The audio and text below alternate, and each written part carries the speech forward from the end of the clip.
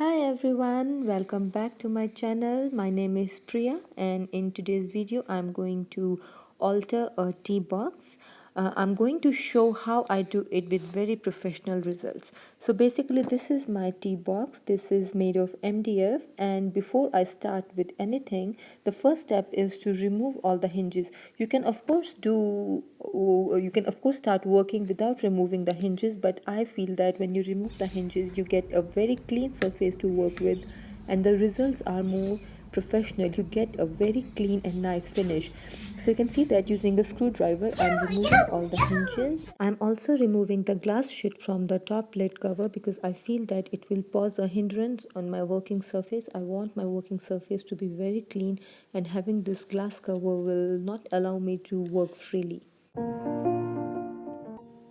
Now I have my base ready without any hinges or any glass cover, so I can start working on it freely.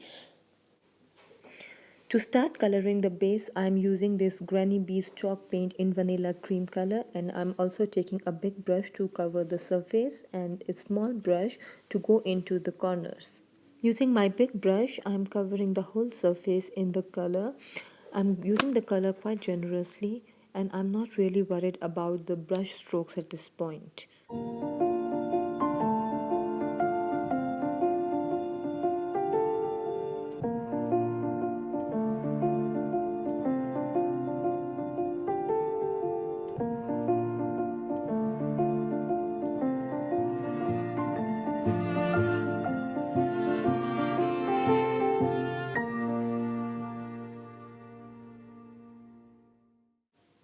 Using my small brush, I want to cover all the corners because it's very difficult to reach these corners using a big brush.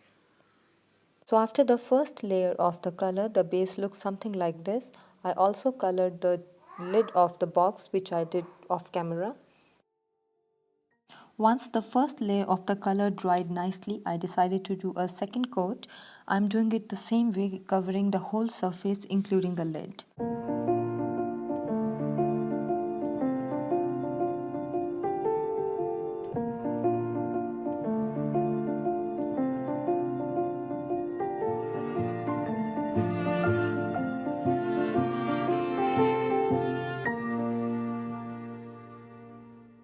Two coats of color and now both of them have dried. You can see how my tea box looks like. It has got a good color coverage. Now moving on to the next step, which is very important if you want to get professional results. I am sanding down the whole surface using a 100 sandpaper, number 100 sandpaper. I'm using sandpaper in circular motions throughout the surface all over it, and this will give you very clean and smooth and velvety finish. It will still look matte, but it will be extremely smooth in touch. So this is very important if you want very professional kind of look. For the next step, I'm going to take this vintagey looking cup and saucer paper napkin and I'm going to decoupage it on the outer surface of this tea box.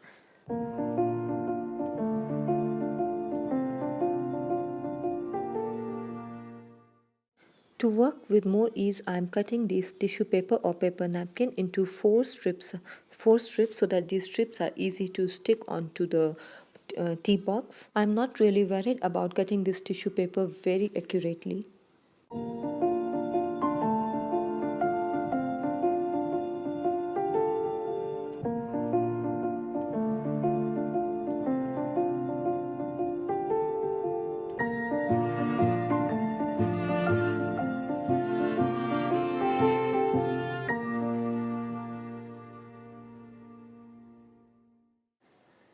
So now I'm going to start working on my surface with these paper napkins. I'm taking one strip and I'm removing the very top first layer, the thinnest layer from this paper napkin, which I'm going to decoupage on the tea box.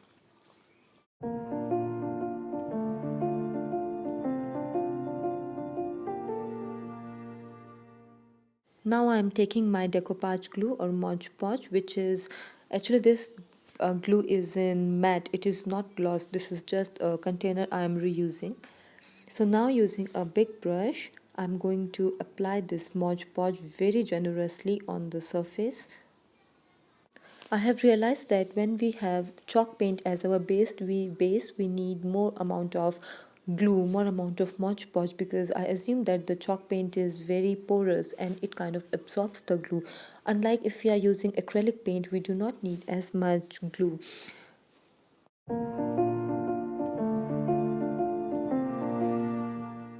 Once covering the whole surface in the glue, I'm taking my paper napkin, the top layer of the paper napkin, and very neatly I'm just placing paper napkin on the surface with glue, and using my hands I'm just pressing it down very softly, not too you cannot push too much pressure at this point, but still you have to be a bit firm so that you can remove all the bubbles from this surface.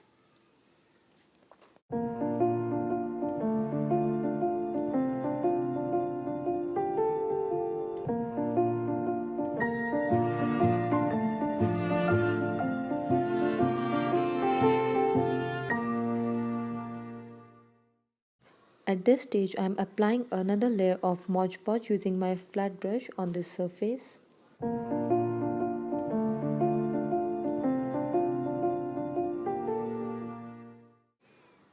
You can remove this excess of tissue paper lying while the glue is still wet. It's easy to just tear it off. I'm going to Mod Podge my tissue paper on the other three sides the same way I have done here.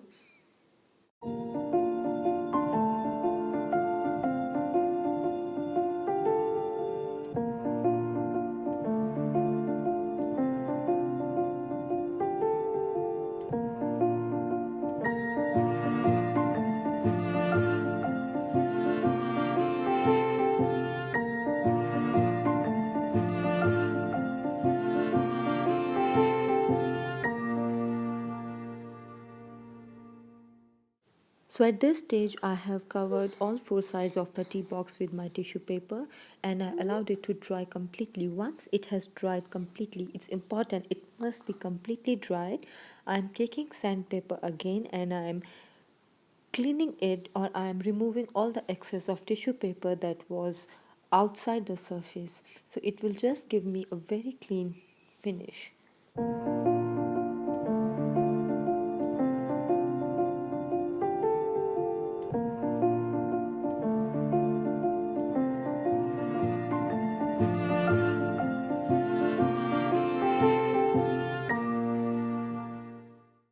After removing all the excess tissue paper using sandpaper, you can see how neat this tea box looks. To get even more professional and neat look, I am taking my sandpaper again, and in circular motions I am running this sandpaper on the surface where I did my decoupage. This will help me clean out all the brush strokes, and it will smoothen out the surface nicely.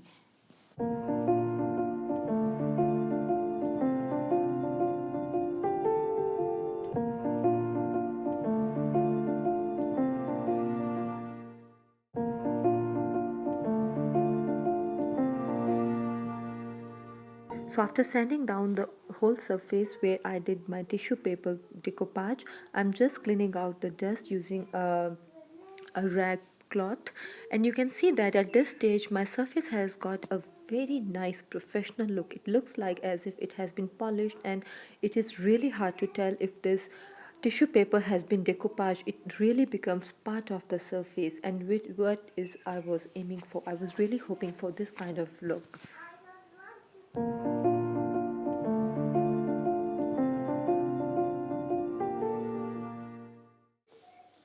At this stage, I'm going back to my lid. I really have not done much on this lid except two coats of paint and sanding it down. So I'm taking this lid and I'm taking my ink pad and I'm taking my French scraped stamp. I will put link to all these products in the description box below. So I'm very lightly applying ink on the ink pad, and then I'm pressing it down very lightly on the surface of the lid.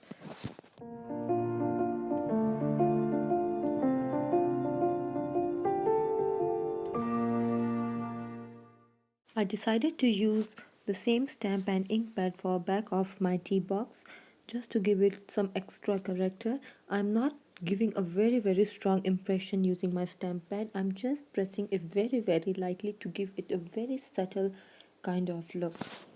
So this is how my tea box looks like after stamping it at the back and on the lid. I'm very happy with how subtle the color looks and how it is not overpowering the whole look.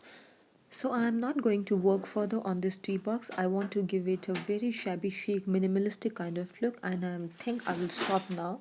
However, I have to seal this whole thing because I used chalk paint, and chalk paint, as you know, is porous and it needs sealing. So for sealing I'm using a wax here. It's wood wax.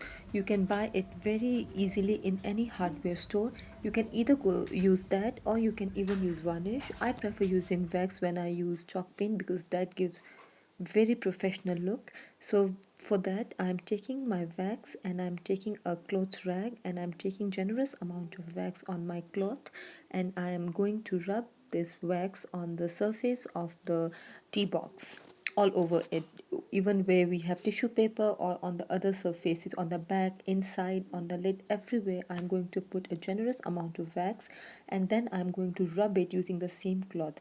The more you will rub, the more protected your surface will get.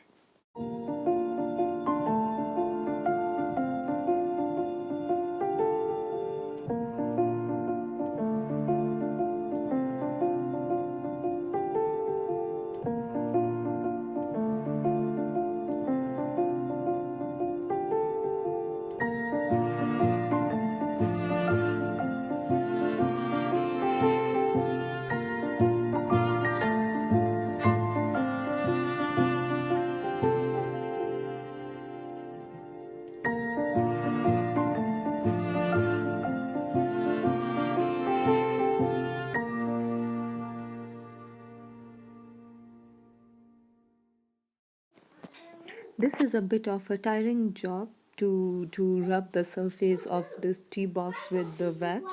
If you're not comfortable doing it, you can always use the varnish, but as I said, using wax will give it a very professional look. More you will rub, the better the look will get. And do not forget to wax inside the box, inside the all these little compartments, and also do not forget to wax on the surface of the lid. So basically you have to wax all over the surface everywhere where you have used the chalk paint.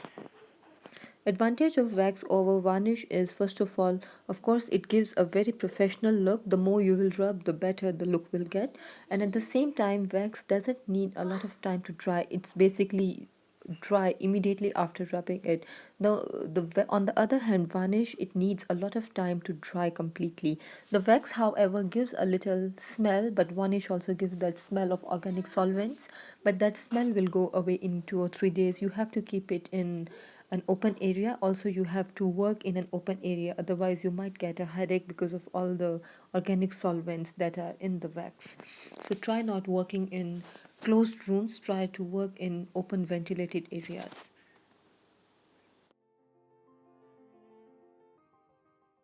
So now at this stage my sealing is done. I have sealed the whole surface with wax and I'm going to put the hinges back on this tea box.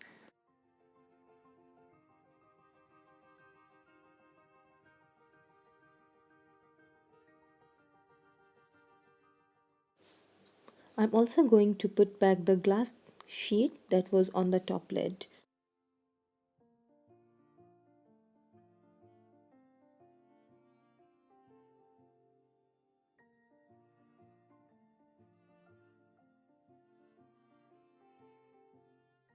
This was today's tutorial. If you like it, please press the like button, and if you like my channel, please subscribe to my channel. Thank you so much for all your support and taking time to watch the video. Bye.